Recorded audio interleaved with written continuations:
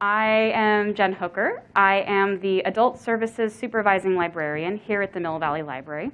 Outside of my role as a librarian, I am also CERT trained. That's Community Emergency Response Team. I got my CERT training about 2014, 2015. I've done a couple of deployments. I am a registered disaster service worker through the city of Mill Valley. And I just have a general interest and concern about emergency preparedness. I was born the year after the Loma Prieta earthquake, back in 1989. My mom worked in San Francisco at the time, so I heard a lot of stories about the earthquake growing up. I actually used to live in Santa Cruz. Oh, thank you. I used to live in Santa Cruz, which was the epicenter of the earthquake. And in 2019, I did an oral history project of the Loma Prieta earthquake, documenting the voices of those who lived in Santa Cruz during the earthquake. So emergency preparedness has been something I've always been interested in. I blame it on seeing the movie Twister at a very young age, because, you know, as a California girl, I was like, whoa, tornadoes. But you might be wondering, why is a librarian doing this, not someone who's part of the Mill Valley CERT, or someone who's with the fire department, or ReadyMarin? Part of that answer is nobody was available. And the other part of that answer is I am a person. And in spite of the training that I've had, I am just like you. I am a person who goes to work 9 to 5. I have a family.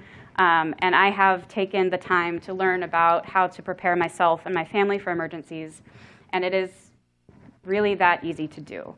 And I know someone was saying, you see all these conflicting lists of things to put together, and how do you know what to put in it?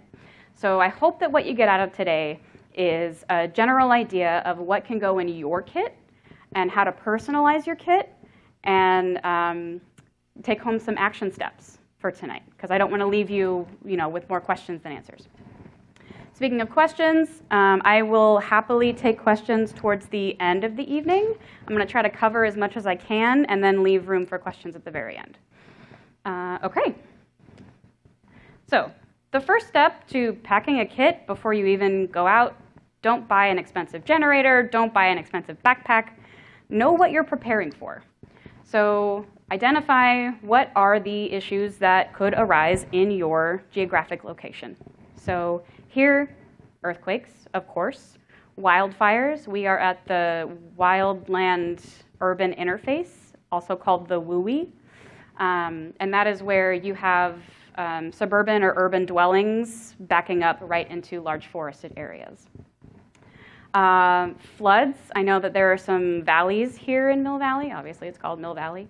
And where I used to live before, there is a large river that ran through the mountainous area that every 3 or 5 years would guaranteed flood. And there was one specific neighborhood that would always flood about 10 feet of water, up to the middle of their garages. Chemical leaks. I don't live in Mill Valley. I actually live in Richmond. And I know that there is a refinery over there and that there have been meltdowns at the refinery. So in my home kit, I have plastic sheeting and duct tape, because I know that if I have to shelter in place, I'm going to want to seal off all those air entry points, right? Things like road closures. There are neighborhoods where there is one way in and one way out, so it's good to know what are your alternate routes, what are your options for actually getting out of that neighborhood, and do you have to walk out or can you drive out?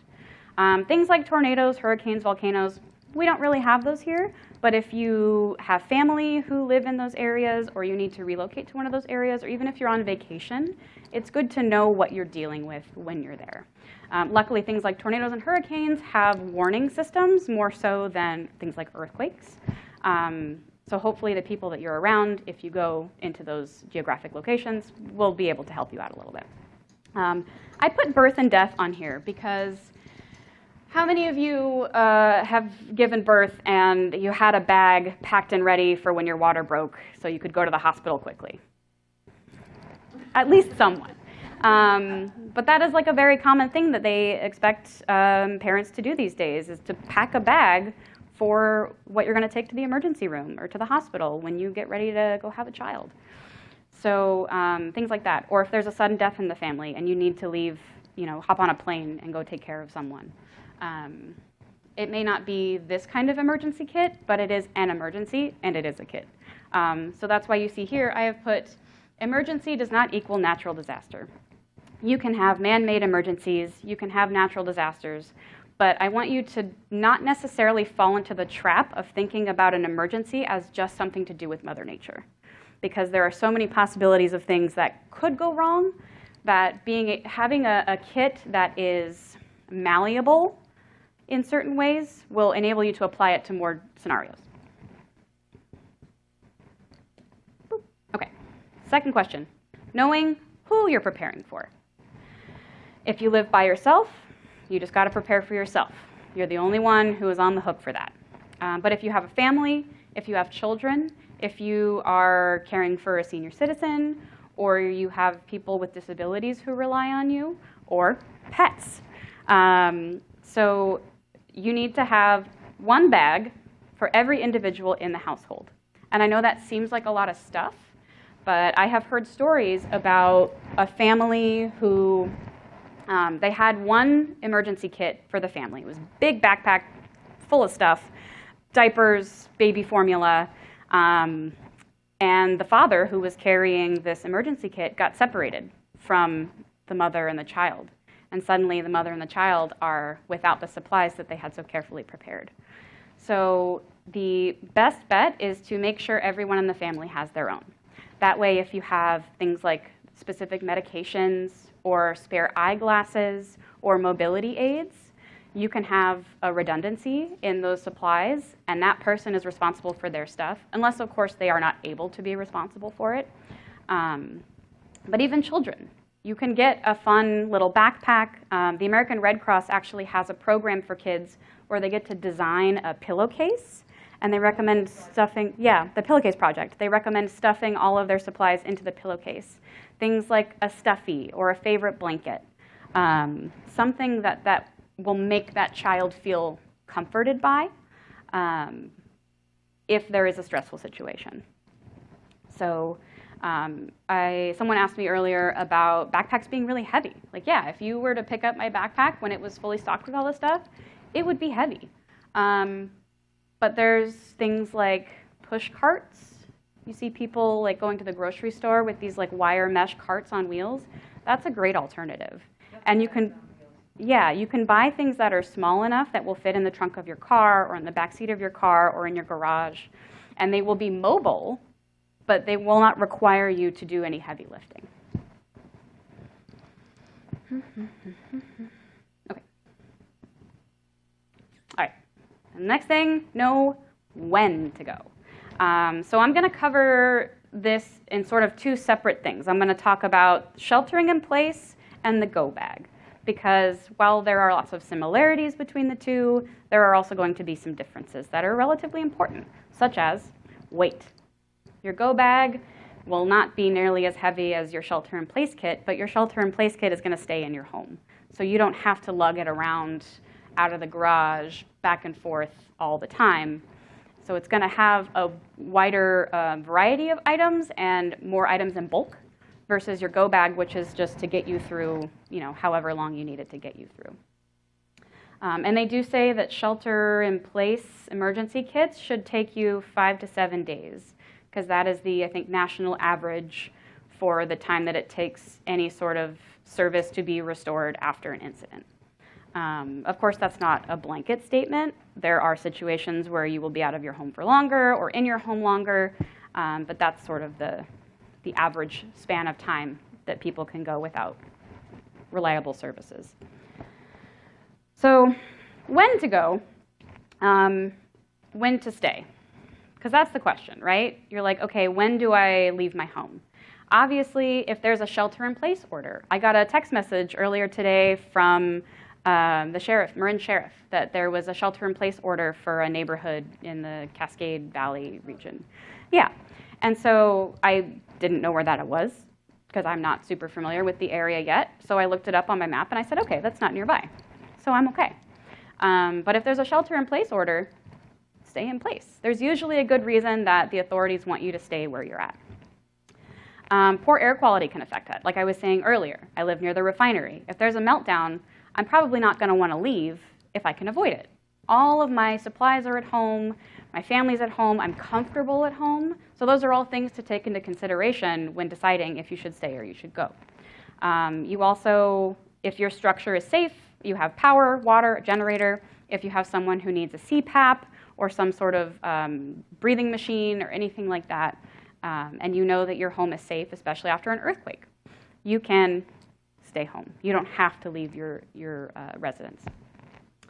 Some places, like the neighborhood recovery groups, neighborhood response groups, they know their neighbors and their neighbors know them. And they have this sort of understanding of reciprocity, where if something happens, you can take some of my Spam because I have extra.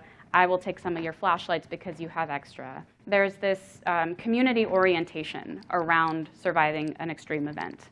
And if you look back on stories from any sort of disaster, one of the main themes that you will see is the reliance on community and the reliance on neighbors and friends and family to make it through that crisis. So one of the reasons to stay is that you and your neighbors can help support each other. Like I said, your home is a known location. You know how to navigate. You know where everything is. And as long as there is no immediate threat to structure or persons and you have not been ordered to leave, likelihood is you can stay in your home. When to go, fire or wildfire? That was one of the big issues in the Paradise Fire, is there were inconsistencies about who should leave and when. There has been confusion in the past about what is a warning versus what is an order, and they will go over that in the evacuation class on the 22nd. But one of them is mandatory and one of them is not, right? Flooding. I had a friend who lived in Houston during Hurricane Harvey, and she was like, no, I'm gonna stay at home, I'm okay, like the water is only up to the street. And I said, you should go while you still can. And she said, no, we're fine. A couple days later, the water's up to the side, not the sidewalk, but the steps to the house. And I said, you should go while you can. And soon enough, the water was in the house, and she couldn't get out. And so luckily they stayed on the second floor until the water receded. And they had provisions and things like that. But she lost power eventually. I couldn't contact her anymore. And it was like, I hope she's okay, but I really don't know. So that's the kind of thing where if a situation could get worse, it's better to leave before it does get worse. If there's a mandatory evacuation, obviously go. If the sheriff's knocking at your door, if the fire department's knocking at your door, if you get an alert on your phone, and if you're not signed up for Nixle or anything like that, I highly recommend you do that. If there is an immediate threat to your structure or your persons. If the roof has caved in because there's an earthquake, probably not a good idea to stay in it. So now we're going to talk about the actual kit itself. A couple of essentials. This is by no means comprehensive. And like I said earlier, you will find tons of different lists. There's a list over there. You can find lists on the FEMA website, on the Red Cross website. There is an endless number of lists of what to put in your emergency kit. But when you're building a kit, start with the essentials. The first thing you want is a bag, right? Or a tub if you're sheltering at home. I've seen people use those large black garbage bins that you can get at a hardware store, and then put all of their emergency supplies in that, because it also makes an excellent toilet if you need it. I hate to be crude, but that is the truth. Headlamps are better than flashlights. Flashlights are better than candles. Candles are better than nothing. So most emergency responders will warn against candles because there is a potential of starting a fire. You need a lot of candles to light a house properly. Flashlights are great because, like these ones, they're rechargeable. You can just plug it in if you have an emergency battery. But headlamps are going to be your best bet, because what benefit does a headlamp have over a flashlight? Hands-free. So if you're walking around in the dark, you're trying to cook dinner for your family, all the lights are out, you can have even a lantern. something that will allow both of your hands to be free. And I recommend starting with what you have at home. Go through your medicine cabinet, go through your junk drawer, because I don't know about you, but I have like a very hefty junk drawer. And see what's in it. What's redundant in your junk drawer? Do you have an extra flashlight that's just been sitting there? Do you have a lighter? Or do you have a spare candle? What is in that junk drawer that you think, I don't use this very often, but it could come in handy in a crisis? Even spare phone cables. So I haven't brought all of my stuff from my kit, but this is kind of what I keep in my car to get me home. So I keep my phone charger in my car because obviously the car is the thing that is charging my phone. But if there's ever a situation where I need to hoof it back home,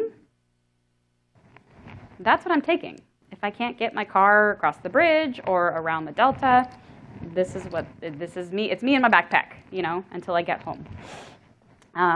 So I'm wearing like a nice outfit today, a change of clothes, and comfortable shoes, because there's no way I'm walking to Richmond in these. Unclear, is this in the car, is that your go bag? So your go bag can be in your car, it can be at home, but because I live far away from home and I am here probably like 9 hours a day, I keep it with me because I don't want to find myself stuck here without any sort of provisions. And like I said, these are just essentials. If you have nothing else, make sure that you have these. The recommendation is 1 gallon of water per person per day. I have been in a situation where the water has been off to my house because I've had a burst pipe. And you would not believe how many times having gallons of water has come in handy. You will also not believe how quickly a gallon of water goes when you're trying to wash your dishes. So if you talk about bathing yourself, making sure that you're hydrating enough, especially if it's hot like today. Washing clothes if you have to, washing dishes if you have to. A gallon per person per day will go very quickly, and that also counts for pets. Pets need water too.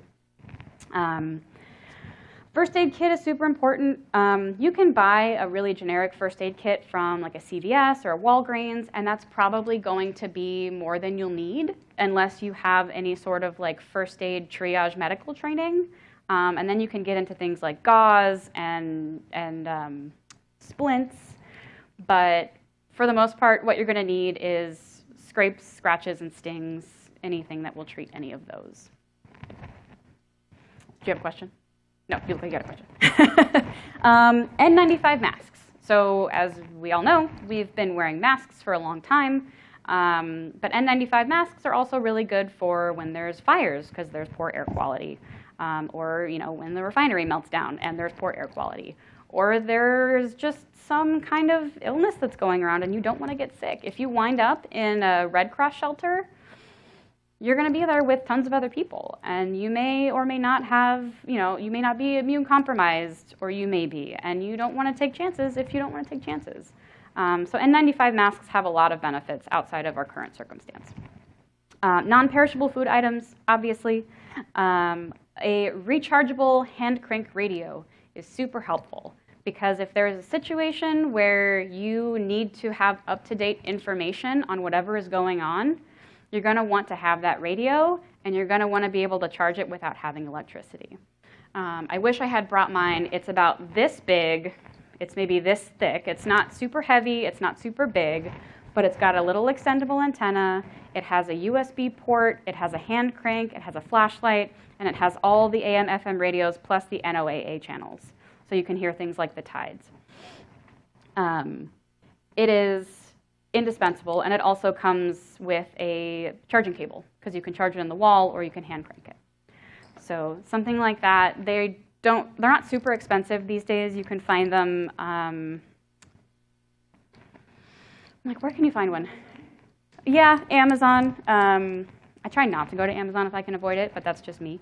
I know that they are very convenient and they can be very cheap. So if you're on a shoestring budget, by all means, shop at Amazon. And then, like I said earlier, plastic sheeting and tape for me. Or if you live in hurricane country, a lot of people keep spare wood and nails so that they can nail up their doors and windows. On the go, you should absolutely have copies of personal documents. I keep mine on a flash drive as well as in the cloud. So things like copy of my driver's license, copy of the slip to my car, my car registration, things like that, as well as the deed to your home. There were stories about people who were having a hard time getting insurance payouts because they could not prove that they owned their home after it had burned down because all of their documentation was inside the house. Now, there are ways to find it, but when you're talking about dealing with things like FEMA, it's easier to just have that documentation on hand. Now, as far as putting things in the cloud, there's always somewhat of a gamble about virtual allocation of personal information. So I leave it to you to make that decision. And there are secure things that you can put in, like there are cloud-based systems that are secure. I just put mine in the Google Drive because I am young and foolish. And I trust Google way too much. Prescription medicine and spare eyeglasses. Some of you saw I was wearing glasses earlier. Those are mostly just for the computer. I can navigate my world without having glasses. My partner really, really needs glasses. So there is a spare set of glasses in her emergency bag. Because if she doesn't have her glasses, she's not going anywhere. A cell phone and cable and charger. I think perhaps not all of you, but most people walk around with their cell phone attached to their hand or their hip or whatever. So having a spare cable, I keep one in my car, super handy. And I keep spare cables in my kit as well. Change of clothes, like I said, first aid kit, obviously. Food and water. You'll see there's a much smaller container of water over here. Water is heavy. If you want to carry around a gallon of water, you can carry around a gallon of water. I have spare water in my car, so if I need to refill, I can. But just be aware that water is heavy. You can get something that's like a water filtration system. Life straws are great if you find yourself having to drink questionable water. And I hope that none of us is ever in a situation where we have to do that. But if you do, having that item is much better than not having that item, right? And then flashlight. Some extras. Boop, there we go. Spare blankets, a camping stove, or a gas burner. I have a little camping stove in there with some little fuel tablets, so if I need to heat up water for an emergency meal, I can. A lot of the MREs come with like self-heating stoves, which are great. I know some Army surplus stores have them, so you can go and you can buy a kit. They're not the tastiest meal you'll ever eat, but they will certainly put calories in your body. They will warm you up if you're cold. And then firewood. If you have a fireplace at home and it is the middle of winter and your power goes out and you're comfortable having a fire in your fireplace, I hope that you have spare wood. Or those like pellets. I know some people have the more earth-conscious like pellet stoves now. I talked about the USB drive. An external battery pack. I have one that's about this big that has 2 USB ports on it. I can plug in my phone and someone else's phone or a tablet or something, and it will give me a full charge on both of those for a little while. I don't know that it could do a laptop, but it can certainly do mobile devices, and being able to have access to that information that's on your phone, again, indispensable. A deck of cards or a book, something to keep you entertained. I am a librarian. I have so many books in my car, it's absurd. But I also have a deck of cards because, I really like these cards because it's just a deck of playing cards, but it also has wilderness survival tips on it. So it's a dual purpose thing. And it keeps my mind engaged and not just dwelling on whatever catastrophe is going on around me.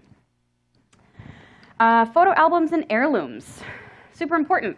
Know where your photo albums are. Know where your great grandma's wedding ring is, and can you get to it quickly if you need to? And then, because technology is fickle, a physical map with routes drawn on it. I am getting my map for this area soon. I have a map for Richmond. You can just look at it. Trace the different routes that you see to and from the places that you visit most frequently. And also, try some of those routes. If you take the same exact main street every single way to work or every single way to the grocery store, look at your map and try traveling a couple of those different routes to see how long does it take me to get home? What do I see on this route? Familiarize yourself with that route. Because a lot of people, especially during Paradise, the smoke was so thick that they could not identify where in their own town they were, even if they were right in front of their house. So it's important to know those visual markers, like, oh, if I turn left at the 7-Eleven, I can take 3 lefts and a right and wind up back at my house instead of taking this main road, which is going to be super congested if there's some sort of emergency. So I recommend a local map and a state map. And if you feel real plucky, you can get a road atlas of the US. Okay, we're going to do a quick exercise. And I see some of you taking notes on paper, which is great, and some of you taking notes on your phone, which is also great. So whatever medium you have, please, 30 seconds. I'm not actually going to time you. I'm just going to eyeball it. List 10 items that you would grab if you had 10 minutes to get out of your house. So 10 items in 10 minutes. Go. All right. I don't know how long that's been, but it feels like it's been 30 seconds. So someone just rattle off a couple of things. My to-go bag. Your to-go bag. Perfect. My cat in the cat box. Your cat in the cat box. Excellent. Socks.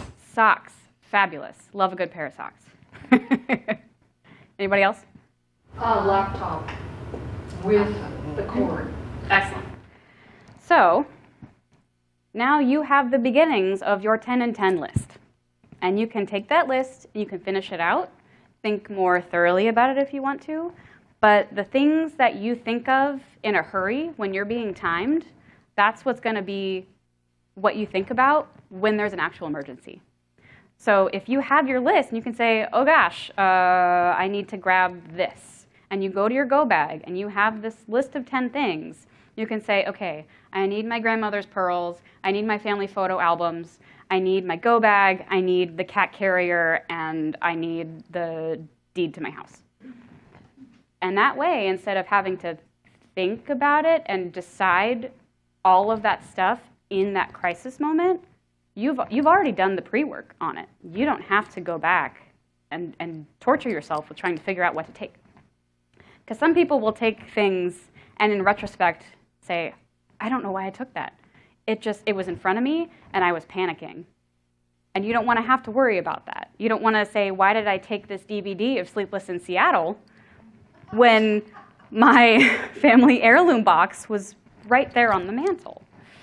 Yeah. So talk a little bit about pets and dependents. I covered a lot of this earlier and as we've discussed. But like I said, pets need water, a favorite toy, something to keep them occupied. I don't want to liken children to pets, but there are a lot of similarities in what to pack for both of those groups. A blanket or a bed. My dog can sleep just about anywhere, so I'm not super concerned about having a blanket for her, but I have my spare blanket. I also keep a sleeping bag in my car. If your pet takes any regular medications, I know some pets have insulin shots, anything like that your pet needs to survive. If you care about their survival in a situation, make sure you have those medications. And a spare leash or a collar or a carrying crate. If you know that your cat doesn't like to be crated, maybe do some crate training. Or if you know that your dog likes to chew on their leash, make sure you have a spare leash or a length of rope or something that you can use to tie up your pet if you have to. For those who need mobility aids, have a spare mobility aid in the car, whether that's a walker or a collapsible cane, something that they can use to, in case their item gets left behind or lost in the rush of packing the car to get out. A list of doctors' names and numbers, and I will add to this a list of medications they take as well. If you have anyone who's on regular medications, make sure that you have those written down in one concise place, not just making sure that you grab all the different pill bottles you have and saying, these are what I take, I think. I believe the American Red Cross has a program where they can get you a spare pair of eyeglasses if you lose your eyeglasses and you're in an American Red Cross shelter. So for those of you who need your glasses to function, it's good to know what your prescription is so that they can accommodate that. Also, again, copies of your ID, copies of their IDs. If you have someone who is dependent on you, who is physically or mentally unable to support themselves, it is up to you to have copies of those documents as well.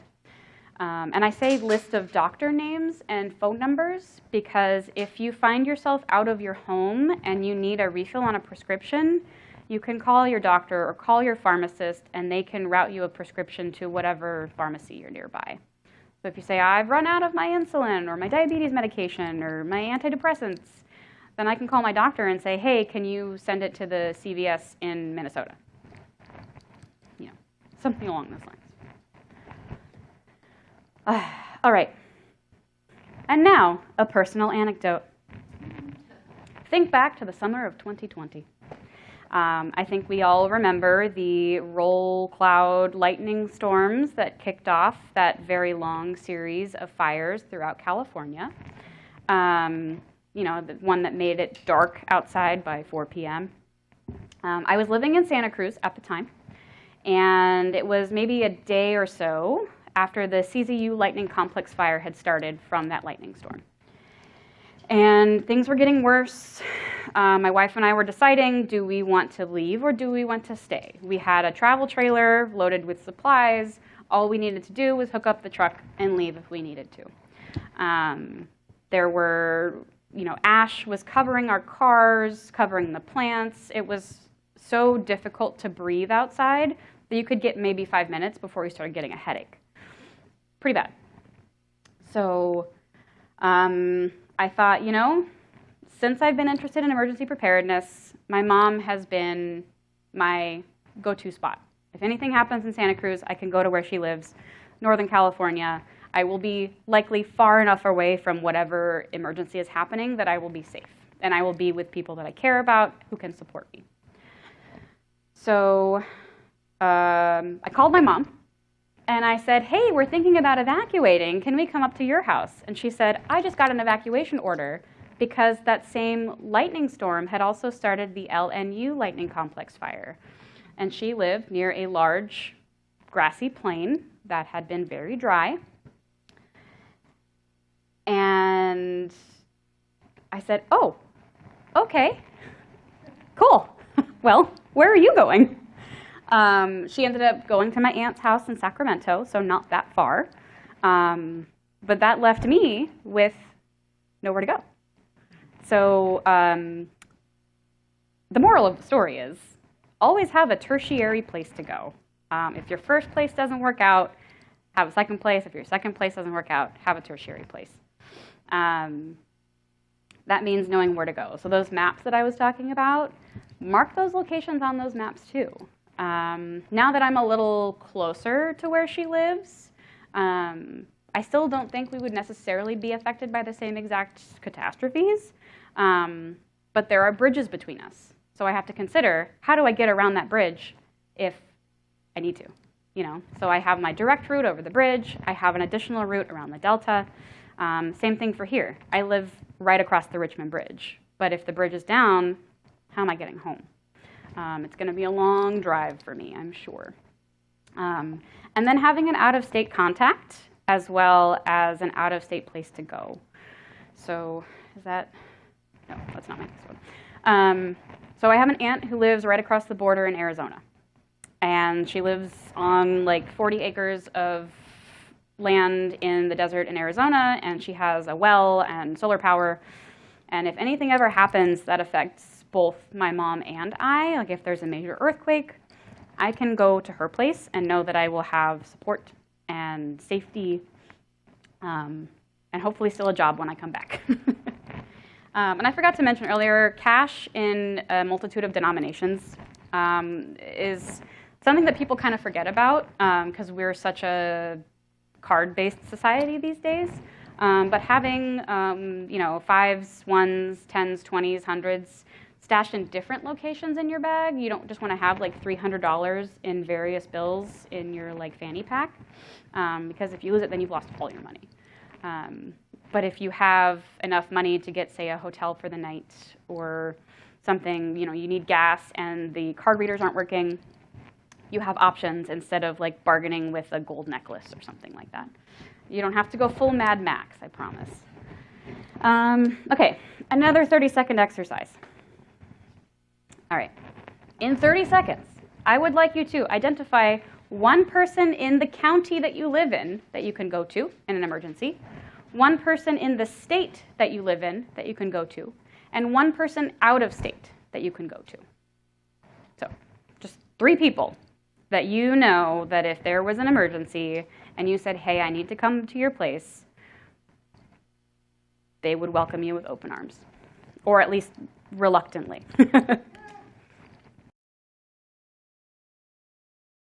Everybody more or less have their 3 people? Okay. So when you get home, write down that person's phone number and that person's address and stick them in your go bag, because those are the 3 people. I mean, let them know that you're their emergency person, obviously. Don't just like surprise show up at someone's house. But yeah, have a conversation with them. Say, hey, I'm getting my emergency bag ready, and I would like you to be the person that I come to if something goes awry. Is that okay? And they can say, yeah. And you can say, you can come to me if there's ever a problem that you need to get out of town. You can come to my house, and there will always be a bed for you. So like having those conversations with those people and then having that information written down, because if you're traveling and your cell phone dies and you can't remember if it's 1502 or 2501, you have it written down and you have your map. So you should be able to find a way to get to their house. And, the chances of stopping at a payphone are 1 in a million. I said the chances of stopping at a payphone are 1 in a million. Yeah. Okay, so like I said at the beginning, I don't like giving you all this information and then leaving you high and dry for you to figure everything out on your own. So I've made these convenient next steps for you. Number 1, grab a flashlight from the table. If there's not, I have more, so if this doesn't look like there's enough, I promise there are enough. This is the start of your emergency kit. You now have a flashlight that you can go stick in a bag somewhere and say, I have an emergency kit. Got flyers over here that have lists on them for you, so you can refer back to those. I mentioned a couple of other trusted resources earlier, the FEMA website, the American Red Cross website, ReadyMarin. They all have lists of items you can put on. And go home, take an inventory. What's in your junk drawer? What's in your bag? What do you have lying around the house that can contribute to the beginnings of an emergency kit? Go slow. Don't run out to Home Depot and buy like 6 flashlights and like 20 cans of food and like the most immense first aid kit that you could possibly find and like super industrial like backpack. Like you don't have to do that. And I know that the idea of prepping for an emergency can sound expensive, but I promise you there are things that you can find at the Dollar Tree that will be applicable. If you can find nitrile gloves, even a pack of 10, that's better than buying them at the store because they're going to be cheaper, right? And they're essentially the same item. Things like emergency blankets, those like big, ugly foil blankets that you see that are going to keep you way too warm, you can find those at the Dollar Tree sometimes. Like, be frugal about it. You don't have to go buy the most expensive thing you can find. But add like 1 item to your cart every time you go to CVS. Or when you go to the grocery store, buy 2 cans of beans instead of 1. And say, this is the can that I'm making for dinner on Wednesday night. This can's going to go in my emergency store. That's called copy canning. So when you copy can, you buy 2 items that are the same. One is your, I'm going to eat this. One is your, this is my emergency can. And that way, if the time comes, you have a full pantry of emergency food that you know that you will eat. because you're not going to go out and buy fruit cocktail if you don't like eating fruit cocktail. I don't like fruit cocktail, so I don't have any in my home.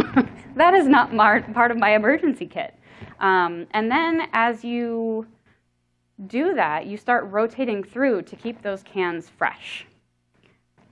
Yeah, that's the ticket. Keep those cans fresh. You'll see I've got some like emergency backpacker food over here. My wife is allergic to soy, and a lot of those have soy because soy is a great shelf stabilizer. Soy lecithin is in so many things. It's amazing. So I have to be very careful about the things that I buy. I can't just go and buy a bulk, like a 20-pack of MREs from a military surplus place, because if they all have soy in them, she can't eat anything. So if you have people with food sensitivities in your home, make sure you're looking at the labels. Buy things that you know that you'll eat. Buy things that are shelf stable. A jar of peanut butter will take you a long way, but you will be sick of peanut butter at the end. Yeah, peanut butter is a comfort food. So yeah, no one is saying you have to go out and buy everything all at once. Take your time, slowly accumulate it over the course of a month or a year or however long it takes you until you say, I think I have like an emergency kit. And then put it in your car, put it in your hallway closet, put it by the front door, somewhere that is not going to be covered in other items. You're not going to have to pull stuff out of the way to get to it. You say, I know where it is, and it's easily accessible, because that's the whole point, right? It's got things that you need in it. It's easily accessible. A note on medication. If you talk to your doctor and say, hey, I'm making an emergency kit, can I have an extra set of my prescription? Most of them will give one to you. So if you need maybe not refrigerated medications, that's a little bit different, but you can talk to your doctor and they will give you an extra month or extra week of your prescription. A note on pre-made emergency kits. So you will see a pre-made emergency kit over there. Pre-made emergency kits are fine, but don't go to Home Depot and buy one and put it in your closet. You need to familiarize yourself with what's in it, and you need to add items that are relevant to you into it. So every once in a while, I will go through and cull my wardrobe, because my style changes, my body changes, I get older, etc. And I say, okay, well, I don't really like this shirt, so instead of throwing it out or giving it to Goodwill, I just take an old t-shirt and I say, this is my emergency t-shirt. So if I spill something on my shirt at work or whatever, I have a spare t-shirt and I know that it's going to be comfortable. I have a spare pair of socks. I have a pair of pants that are comfortable. And when talking about your emergency kit, don't leave it in your closet all year round. I like to go through my kit, my home kit and my go bag every season. So you go in and you say, all right, winter is coming up. I'm going to add another scarf, another set of gloves, a beanie, things that are going to keep me warm. And in the winter, or in the summer, I'm going to add some sunscreen because you want to protect your face. I'm going to add bug spray because you don't want to find yourself in a position where you're getting eaten alive by mosquitoes, because that's just going to make you so much more miserable than you already are if something terrible has happened. And don't be afraid to use the stuff in your kit and replenish it later. Tuesday evening, I'm sitting at my desk and I hear a string of profanities from one of my coworkers. And I'm like, what is going on? She cut her finger with an X-Acto knife and cut, not just like nicked it. And there was lots of blood, and she was like, I don't know what to do. She's trying to rinse it off in the sink, and I'm like, rinsing that out is not going to stop the amount of bleeding that is happening right now. So I went to the first aid kit that we have mounted in the office, and they had Band-Aids, and they had gauze, but they didn't have any gauze tape. And I said, how do you fix the gauze if there's no gauze tape? You can use a Band-Aid, but...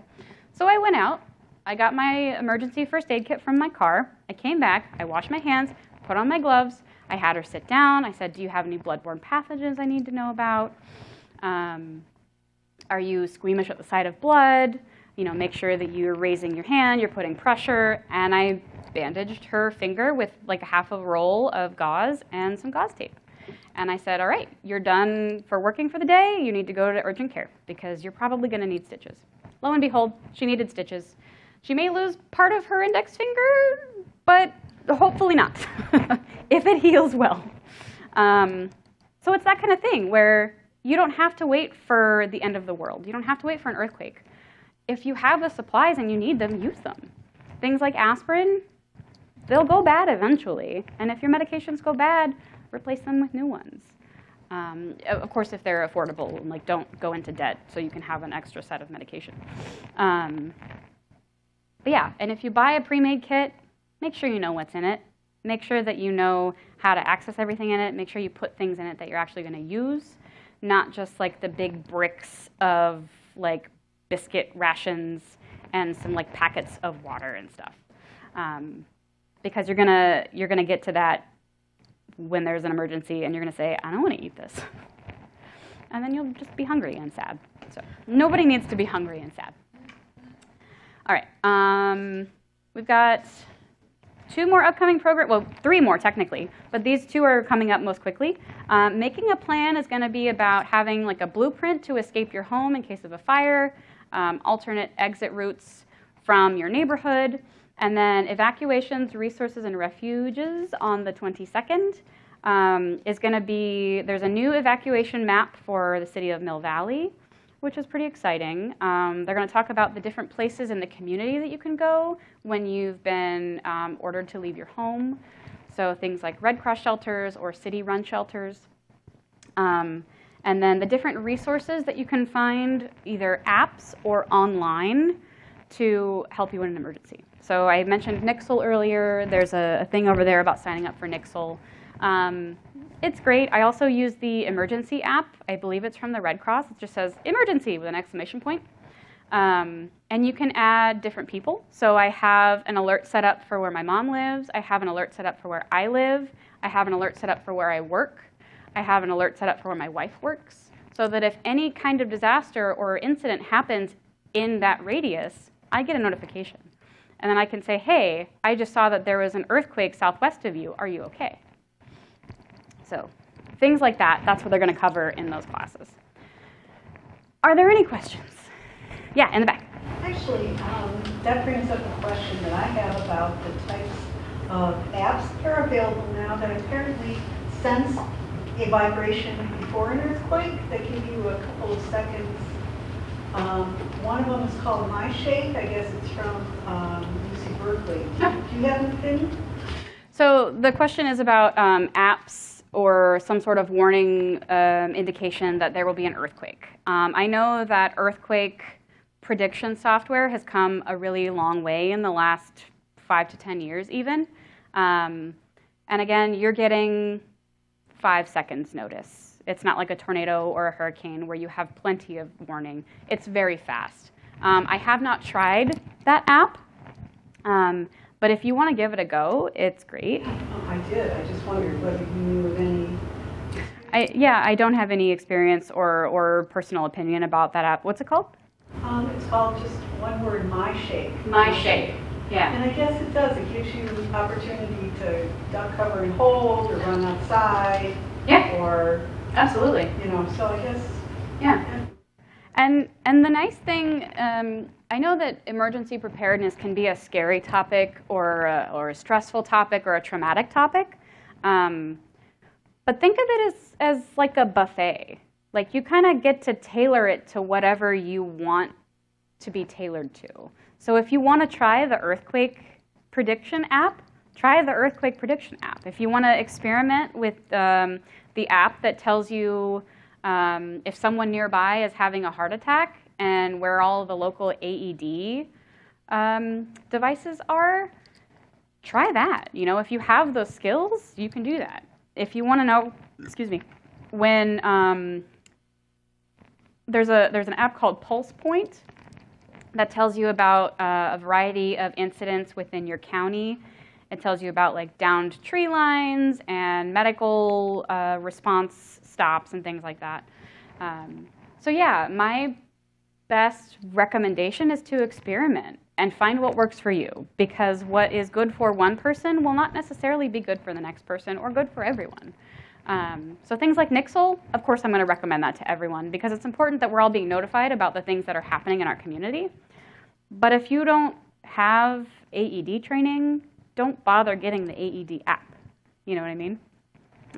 So yeah, tailor it to your needs, to your family's needs, and to your interests. Yeah. I think you said that your external hard drive also charges your phone. So it's not an external hard drive, it's a battery bank or a power bank. Oh, okay. Yeah, so mine's just like a little black brick, and it has a little wall prongs that flip down. You plug it in, you wait till all the lights are lit up, and then you're good for like, I think it's 4 charges for a cell phone, and it's got 2 USB ports, so I can charge multiple items at one time. And you do have an external hard drive to back up your computer? Yeah. And okay. Yeah. And you can, I mean, also like earthquake prediction software, external hard drive software has come a long way in the last even 5 to 10 years. So you can get like a 1 terabyte external hard drive to back up your computer information for like $60. And that a terabyte is a lot of information. So, yeah. Yes. Oh, teal dress and then fellow in the back. 2 things that I found really helpful. There is such a thing as powdered peanut butter, and it actually does not go bad. Oh, excellent. Is it like a protein powder or? Yeah, you can buy it at Amazon, sorry. And the other thing was, I was advised to get cash in small bills. Mm-hmm. Yeah, small denominations of cash are always a good idea because you don't want to pull out 100. And nobody's making change. So, yeah, you may pay $20 for a bottle of water, but if that bottle of water is going to keep you going for another 2 days, it's worth it. Exactly. Yeah, go ahead. Do you know, Ann, where there have been disasters, how many people were actually prepared? Is there any study on that? That is an excellent question. How did they fare compared to? As someone who loves data and data visualization, I really wish that I had a better answer for you, but I don't. I would put money that someone like FEMA probably has data on that, or maybe like the State Department. There is a department of the government that does statistics, and I cannot think of what they are right now. But yeah, I would be interested to see what number of people who are prepared fare better than It'd be interesting because those who are unprepared. we're probably generally unprepared as a population, but how did those people fare who were ready? I mean, Right. But Yeah. it'd be really interesting. And you may not even know about those people because they fared so well that Yeah. they didn't make it onto, you know, They didn't get the stats. Red Cross stats or anything like that. actually, one of your books may have some information on that, and sorry, I'm checking it out. Excellent. Yeah. I mean, books and websites are going to be your best bet. So you and then Orange Shirt. What about using one of your extra suitcases for a go bag? Absolutely, especially if your suitcase has wheels. The question is, can you use an extra suitcase as a go bag? Yeah, if your suitcase is the right size for you and you don't have to buy a bigger one and it fits all the things that you need it to, by all means, yeah. It's gonna fit more than a backpack. It'll fit more than a backpack and it'll be a lot more mobile in some cases. Because I've got some of those with some wheels, so that would make it easier. Yeah, absolutely. Yeah, that's a great idea. Okay. Yeah. I went through 2 hurricanes, and the first thing I did was fill up the bathtub with water. Mhm. That was like number 1. And the question is, if you have like those 5-gallon jugs with no water, and you want to fill them with water, how long would you say that water might be good for? If you know, for a month or 2 weeks or a week? So that's a very That's what I've done, but it's like, how long is it? Yeah, that's a very common question when talking about emergency preparedness is how long are these plastic jugs of water going to last me? And whether it's the crystal geyser, like 1 gallons that you buy from Safeway, or it's something that you fill up in your bathtub, the kind that you take camping, like those big blue ones. I would say I don't believe that water goes bad. It might taste bad, but it's going to give you what you need to survive or get you a little bit further, or, you know, it's going to take care of Fido and make sure that Fido makes it through whatever disaster is happening. And if you are concerned about the quality of the water that is in there after a certain period of time, like there will be some evaporation. Yeah. Yeah. If you fill it up yourself, like there's going to be some evaporation because those aren't 100% airtight. But you can buy like iodine tabs. You can use a life straw. There, like the Sawyer has a water filter. Like check out a backpacking or outdoor store, because you're going to find some water filtration solutions that will, even if it's not actually doing anything, it will give you that comfort of mind that this water is going to be potable for you and your family. Yeah. And like, you know, every 2 months, use it on the plants and then refill it, because you're going to use that water eventually, right? Yeah. Yeah. Question in the back? I'm going to say, I read water is fine as long as it doesn't become contaminated somehow. Yeah. If it's stored properly, it'll last. You don't have to worry about drinking it as long as it's not been contaminated by something outside of the environment that it's in when you start it. Yeah. And if it's a container like you buy from REI or someplace like that, it's going to keep it uncontaminated. Yeah. And they're meant to be rugged, especially those kinds that are meant for backpacking and outdoorsing, because you're going to take them into the wilderness, right? They need to be a little bit rugged, you know. I will say that I did have one that was outside for a long time, and eventually the plastic cracked because it had been in the sun and the rain and the sun and the rain for probably 2 years.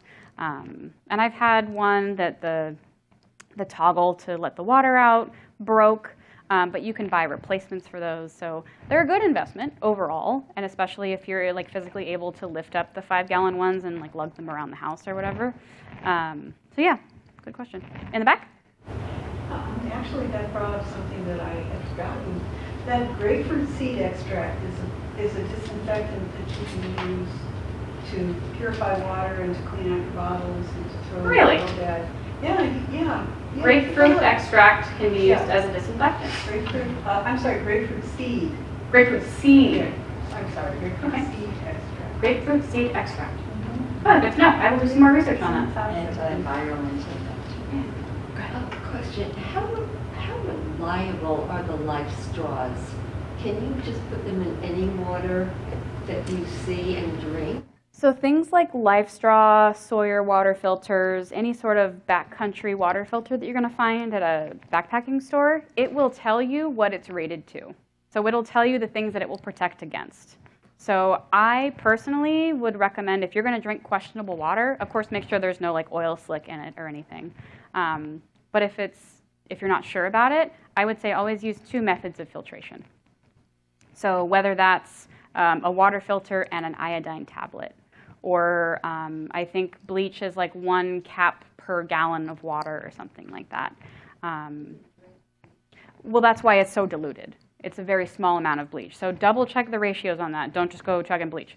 But yeah, so things like that. I would recommend 2 methods of filtration just for safety. Because while your life straw may be rated to like particles that are like 0/100ths of whatever size particle it is, which is going to catch things like Giardia, but if it's not rated to something smaller than that, then any virus or bacteria that is smaller than that is going to get through. And the iodine will take care of that. Yeah. There's also like UV sticks that you can use that will kill bacteria. So there are so many different methods of water purification and filtration. It's really interesting actually to see like how we've created items that can weed out bacteria and virus that's so small. So yeah, I would say look into it a little bit more. But I will always recommend 2 methods of filtration. So I personally would not just stick my life straw in a puddle unless I had no other choice. I would put it in a cup and boil it. If you rapid boil for 15 minutes, and then drink through the life straw. You should be good. Yeah. Yes? Calling it life straw. LIFE. Yeah. So let me see if I can. Yeah, life straw. So think of it as like a very compact Brita filter that is the shape of a straw.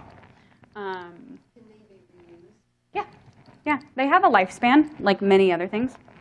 So you can use them for, it's like so many gallons can pass through before you want to get a new one. But as something that you can just buy and leave in your emergency kit, like test it out, of course, see how it functions. But yeah, it should be good. Sawyer is also a good brand. Any of the ones that are expected to keep people alive when they're like hiking the PCT or something, you're gonna be A-okay with those. Yeah. Other questions? We feel pretty good? We feel ready for anything? You know what, there should be a career of people you pay to put your go back. You know, I actually thought about starting that business a couple of years ago, but it turns out being a full-time librarian is busy work. So, Well, it's like, you look at it, it's so daunting. yeah. And it's like, Yeah. And you know, I started with one thing, and then it became 2 things, and then it became 6 things, and then now you see what's on the table here. So, yeah, feel free to look around the things on the table. These are all mine, so like don't take any of it. The freebies are on this table, and then books you can check out over there. So thank you all for coming. I really appreciate it.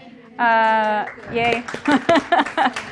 I hope you all have a good evening and good rest of your month and have absolutely no reason to use any of this knowledge. But yeah, I do appreciate you coming. So.